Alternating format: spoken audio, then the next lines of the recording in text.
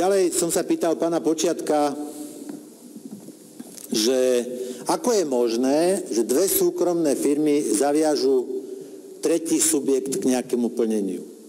Hej, to v zásade, v princípe, dva subjekty zaviažu tretí, aby niečo plnil. To je podľa mňa zvláštne. V našom prípade sme svedkami naozaj veci, ktoré nemajú možno precedens, že dve súkromné firmy svojím zmluvným aktom zaviazali štát k plneniu.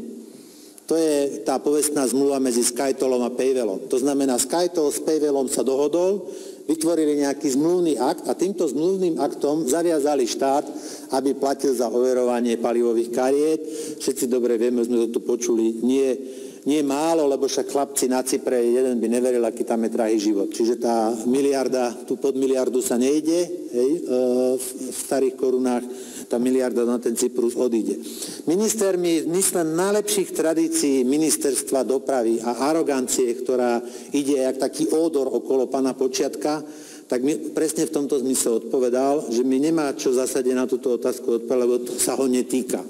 Že sa mám pýtať niekoho, koho sa týka. Tak mi prípadne by som ocenil, že keď mi povedal, že koho sa mám pýtať, lebo celá tá záležitosť sa týkala jeho ministerstva. Ale dobre, vypočujem teda, zahrám sa na blbého, že vypočujem teda to odporúčanie a budem interpelovať pána Boreca, že ako je možné, znova položím tú istú otázku, ako je možné, že dva subjekty sa dohodnú, že tretí subjekt zaviazú nejakému plneniu. Lebo toto sa tomuto biednemu štátu stalo. Naozaj, tu sa dvaja dohodnú, že štát im bude platiť. Ja s Mičovským sa dohodnem, spravíme dneska večer zmluvu pri pive, že štát nám bude platiť 15 rokov za čo? Čo ja viem, za niečo. Niečo vymyslíme, po druhom pive to pôjde ľahšie a proste to tak bude.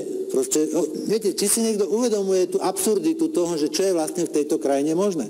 Naozaj je to zmluvný akt dvoch firiem, ktoré sa dohodli a keď sa dopytoval, myslím, pán Zajac, že o zverejnenie tej zmluvy, ktorá by odhalila, že čo to vlastne dohodli, tak pán Počiatek odpovedal, že to nemôže zverejniť, lebo to je zmluvný akt dvoch súkromných firiem.